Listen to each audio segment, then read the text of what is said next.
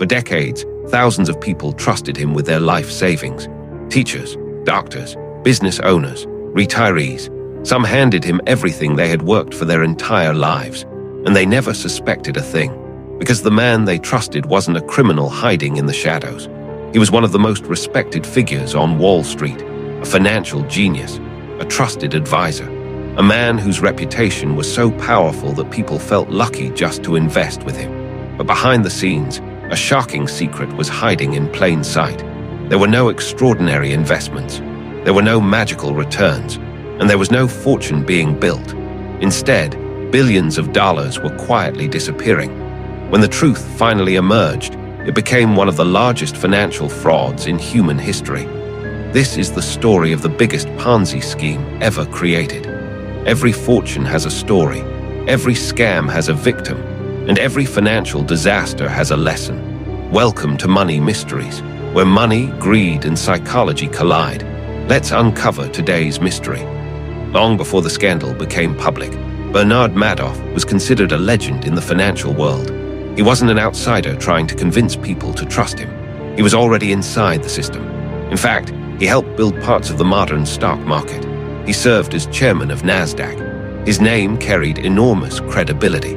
If Bernard Madoff said an investment was safe, many people believed him without question. This reputation became one of his most powerful tools.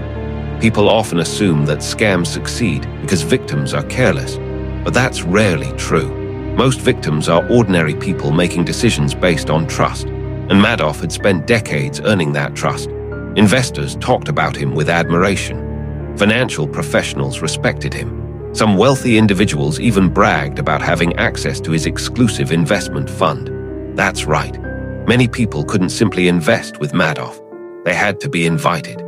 This exclusivity created a powerful psychological effect. When something appears difficult to access, people automatically assume it must be valuable. The more exclusive it seemed, the more attractive it became. And that attraction would eventually cost many people everything. Madoff's investment strategy appeared almost perfect. While markets went up and down, his clients consistently received positive returns. Month after month, year after year, the profits went outrageous. That was another reason people trusted him. He wasn't promising to double their money overnight. Instead, he offered something even more tempting: consistency. Investors love certainty, and Madoff seemed to provide exactly that.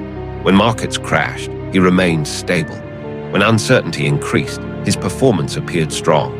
To many people, it looked like he had discovered a secret formula for investing, a formula nobody else understood. As a result, more money continued flowing into his operation. Friends recommended him to friends. Families recommended him to relatives. Wealthy investors told other wealthy investors. The network kept growing, and so did the illusion. But there was one problem. The investment strategy wasn't real. The profits weren't real. The success wasn't real. The entire operation was built on a lie, and eventually, that lie would become impossible to hide. The secret behind Madoff's success was surprisingly simple. He wasn't generating profits. He was using money from new investors to pay existing investors. Imagine giving someone $1,000 to invest. Instead of investing it, they simply hold your money. Then another person arrives and invests $1,000. The scammer takes part of the new money and gives it to you, claiming it is investment profit. You believe your investment is growing. You tell your friends. Your friends invest. More money enters the system. The cycle continues. As long as enough new investors keep arriving, the illusion survives. This type of fraud is called a Ponzi scheme, named after Charles Ponzi, who became famous for using a similar strategy in the 1920s. But Bernard Madoff's operation was different. It wasn't millions. It wasn't hundreds of millions. It eventually reached tens of billions of dollars, making it the largest Ponzi scheme in history. For years, nobody questioned the results. Because the system appeared to work, investors received statements showing steady growth. Account balances increased. Everything looked legitimate. The paperwork was convincing. The reputation was powerful. And most importantly, people wanted to believe. One of the biggest myths about scams is that only foolish people become victims. The Madoff scandal proved otherwise. Many victims were highly educated. Some were financial professionals. Others managed successful businesses. Many spent their entire careers making intelligent decisions. So how did they fall for it? The answer lies in psychology. One reason is authority bias. Humans naturally trust experts and respected figures. When someone appears successful, experienced, and respected, we assume they know what they're doing. Madoff's reputation made people lower their defenses. Another reason is social proof. When large numbers of people believe something, others tend to follow.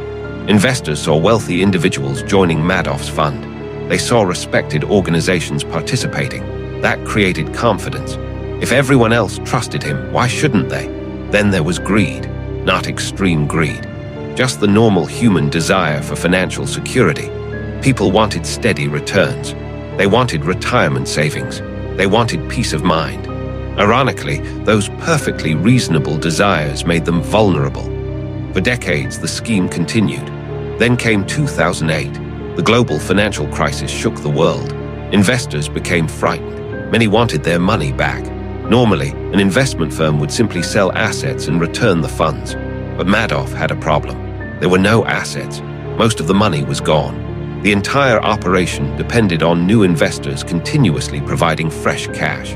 But during a financial crisis, new money stopped flowing in. At the same time, existing investors wanted billions of dollars back. The math no longer worked. The illusion collapsed. Suddenly, the man who had spent decades appearing invincible faced an impossible situation. The scheme had finally run out of time. In December 2008, Bernard Madoff confessed to his sons. He admitted the truth. The investment business was a fraud. The profits were fake. The entire operation was one giant lie. His sons immediately reported him to authorities. The following day, Madoff was arrested. The financial world was stunned. News headlines spread across the globe. People couldn't believe what they were hearing. How could this happen? How could a scam of this size survive for so long? How could regulators miss it? How could investors fail to notice? The questions seemed endless. But for the victims, one reality mattered more than any question. Their money was gone. The numbers were shocking. Billions of dollars vanished.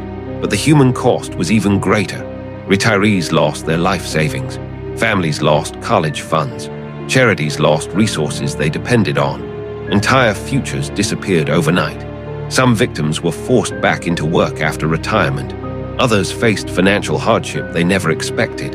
Many struggled emotionally after discovering they had trusted someone who betrayed them. The damage extended far beyond money. Trust itself had been shattered, and rebuilding that trust would take years. At first glance, this story seems to be about one dishonest man, but the real mystery goes deeper. Why do people continue falling for scams? Why do intelligent individuals ignore warning signs? Why do financial frauds continue appearing generation after generation? The answer is that scammers understand human nature. They understand trust. They understand hope. They understand fear. And most importantly, they understand that people want certainty in an uncertain world. Madoff didn't just sell investments. He sold confidence. He sold comfort. He sold the belief that someone had discovered a secret shortcut to financial success. And people desperately wanted that belief to be true. The biggest lesson from this story isn't about investing. It's about thinking. Whenever someone promises consistent profits with little risk, be careful. Whenever something sounds too perfect, ask questions. And whenever trust replaces verification, danger often follows. Because in the world of money, the most expensive mistakes usually begin with unquestioned confidence. Bernard Madoff's scheme became the largest Ponzi scheme in history, a financial fraud that fooled thousands and destroyed billions of dollars in wealth. But its greatest lesson remains relevant today. The desire for easy certainty can be more dangerous than risk itself. What do you think? Could you have spotted the warning signs? Or would you have trusted him too? Let me know in the comments below.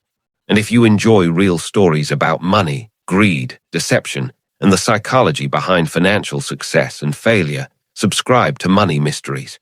Because every fortune has a story, and every mystery hides a lesson.